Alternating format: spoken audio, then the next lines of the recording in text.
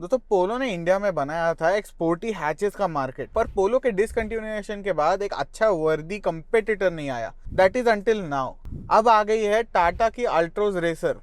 तो उसका direct competition क्या है? तो डायरेक्ट कंपटीशन है उसका Hyundai की i20 N लाइन, क्योंकि इंडिया में i20 N आती नहीं है एज सच, तो N लाइन है हमारे पास। तो इस वीडियो में हम कंपेयर करने वाले हैं अल्ट्रोज रेसर और i20 N लाइन को। इन दोनों में से बेटर कौन सी है और आपने कौन सी लेनी चाहिए, ये जानने के लिए वीडियो के अंत तक बने रहिए। शुरू कर दे अल्ट्रोज रेसर से। अल्ट्रोज रेसर जो है वो बनी हुई है ऑब्वियसली जो नॉर्मल अल्ट्रोज है उसके ऊपर ही, पर चेंजेस जो है वो काफ़ी कॉम्प्रिहेंसिव है एक्सटीरियर पे भी और इंटीरियर पे भी। एक्सटीरियर से शुरुआत करते हैं। एक्सटीरियर से आपको फर्स्ट एंड फॉरमोस्ट जो है वो आपको डुअल टोन पेंट मिल जाता है विद वाइट स्ट्राइप्स। सिर्फ ये नहीं, आपको इसके साथ जो है वो एक स्पॉइलर भी मिलने वाला है। आपके डायमंड कट एलॉय व्हील्स जो नॉर्मल अल्ट्रोज में मिलते थे वही अभी भी मिलते हैं, बस उसका कलर जो है वो ब्लैक करा गया है, यानी डार्क आपको एलॉय व्हील्स ब्लैक कलर में मिलने वाले हैं। अगर आपको लग रहा है कि ये एलॉय व्हील्स मैंने कहीं तो देखे हैं, तो आपने जरूर देखे हैं, वो भी अल्ट्रोज डार्क एडिशन में। i20 N लाइन को भी एक स्पोर्टी लुक दिया गया है। इसके साथ डायमंड कट एलॉय व्हील्स तो आ गए, अल्ट्रोज की जैसे डार्क नहीं है। आपको रूफ स्पॉइलर इसमें भी मिल जाता है और आपको एक स्पोर्टी बम्पर किट भी मिलेगा। और आप अगर रॉकर पैनल देखोगे i20 के तो वो भी अलग दिए गए कंपेयर टू नॉर्मल i20। आते हैं उस फैक्टर पे जो ये अल्ट्रोज रेसर और i20 N लाइन को अपने बाकी वेरिएंट से डिफरेंशिएट करता है, वो है उसका इंजन। अल्ट्रोज रेसर में जो है वो आपको 1.2 litre turbocharge multiport injection engine मिल जाता है। इसका आउटपुट अगर आप देखोगे तो 120 PS और 170 न्यूटन मीटर टॉर्क दे देता है। अगर आप सोच रहे हो कि ये इंजन सुना सुना लग रहा है, तो बिल्कुल सुना हुआ है। ये इंजन जो है आउट ऑफ द नेक्सॉन है। अगर आप i20 N लाइन का इंजन देखते हो तो आपको जो है 1 लीटर का टर्बो GDI इंजन मिलने वाला है, जो कि प्रोड्यूस करता है 120 PS पावर और 172 न्यूटन मीटर टॉर्क।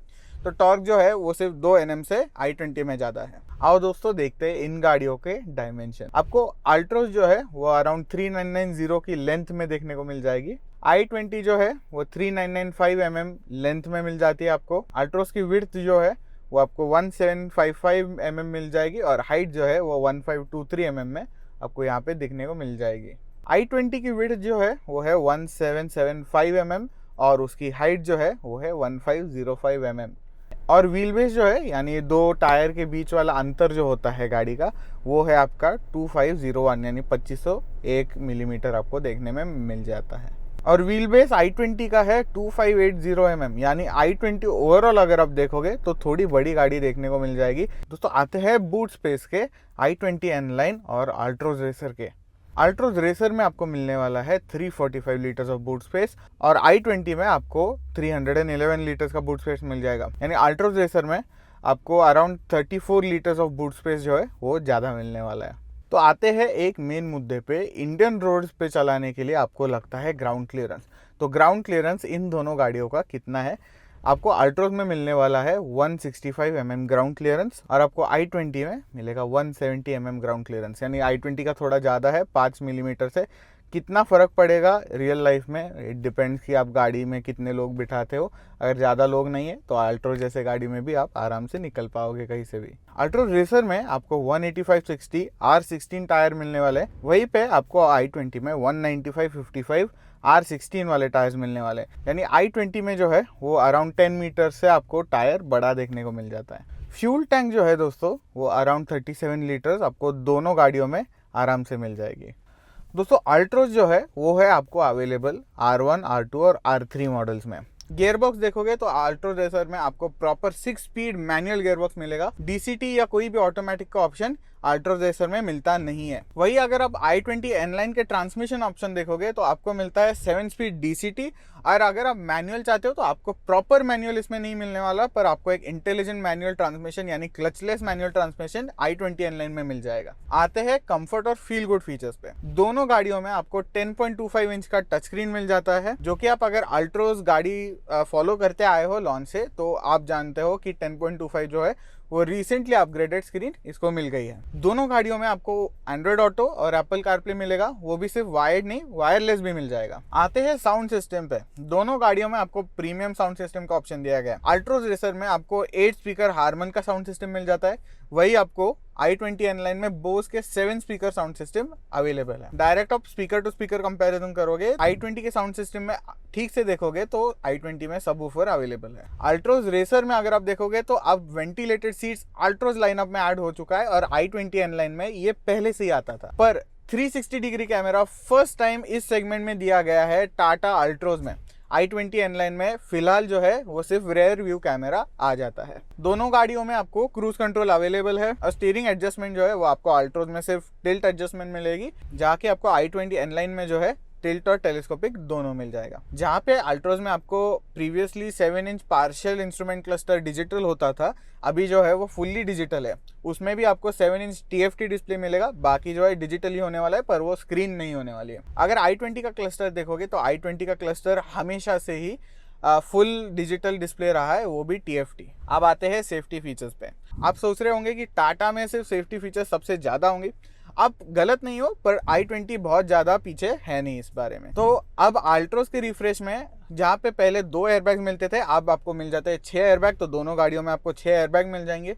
दोनों गाड़ियों में आपको ट्रैक्शन कंट्रोल मिल जाएगा, एंटी लॉक ब्रेकिंग सिस्टम मिल जाएगी, इलेक्ट्रॉनिक ब्रेक फोर्स डिस्ट्रीब्यूशन भी मिल जाने वाला है। इसके साथ दोनों गाड़ियों में भी आपको ESP यानी इलेक्ट्रॉनिक स्टेबिलिटी प्रोग्राम भी दिया गया है। दोनों गाड़ियों में आपको tyre pressure monitoring system available करी गई है। तो दोनों गाड़ियों में आपको ऑटोमेटिक लाइट्स और ऑटोमेटिक वाइपर्स दिए गए। तो यहाँ पे सबसे बड़ा एक सेफ्टी फीचर जो है वो डिफरेंशिएट करेगा दोनों गाड़ियों को, वो है 5 star safety rating. 5 star safety rating इस केस में सिर्फ अल्ट्रोज रेसर को मिली है। i20 को जो है वो 3 स्टार सेफ्टी रेटिंग मिली है दोनों GN कैप में। अगर आप ज्यादा सेफ गाड़ी चाहते हो तो वो रहने वाली है आपकी अल्ट्रोज रेसर। तो आप बात करेंगे कि इतनी पावर दी गई है गाड़ी में, तो माइलेज तो नहीं होगा।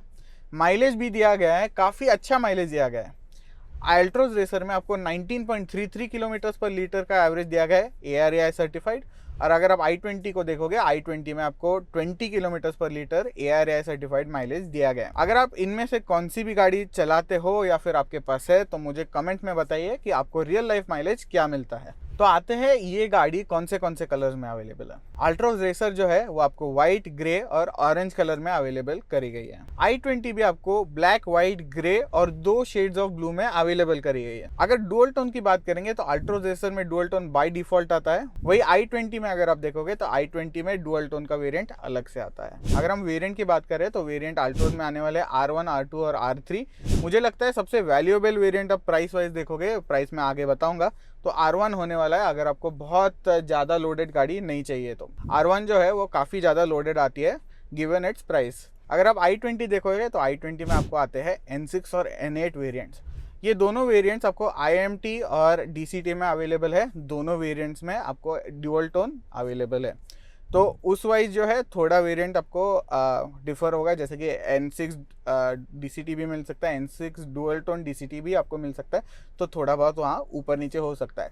R1 मॉडल जो है उसकी एक्स शोरूम प्राइस मैंने बता दी कि 9,49,000 है। इसकी ऑन रोड प्राइस जो है वो सबसे अट्रैक्टिव है, अराउंड 11 लाख आपको ये ऑन रोड मिल जाएगी।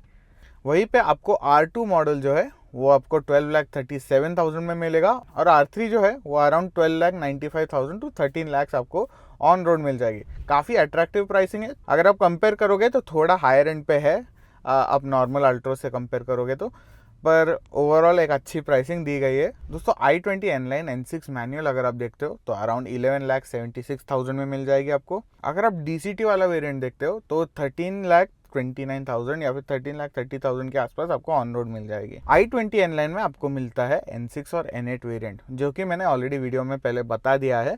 पर N6 और N8 वेरिएंट में आपको काफ़ी सारे ऑप्शंस आ जाते हैं, जैसे कि मैनुअल ट्रांसमिशन और DCT, क्योंकि अल्ट्रोज में DCT जो है वो अवेलेबल नहीं है, तो वो उसमें एक्सक्लूड हो जाता है। थोड़ा सा वेरिएंट जो है समझने में भी आसानी हो जाती है आपको।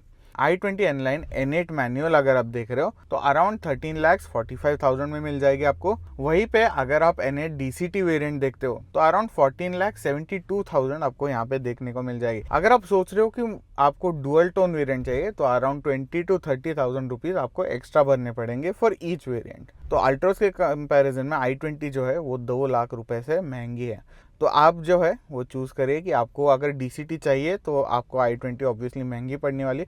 अगर आपको मैनुअल चाहिए तो Altroz is a no brainer choice मेरे हिसाब से। आपको क्या लगता है मुझे कमेंट्स में बताइए।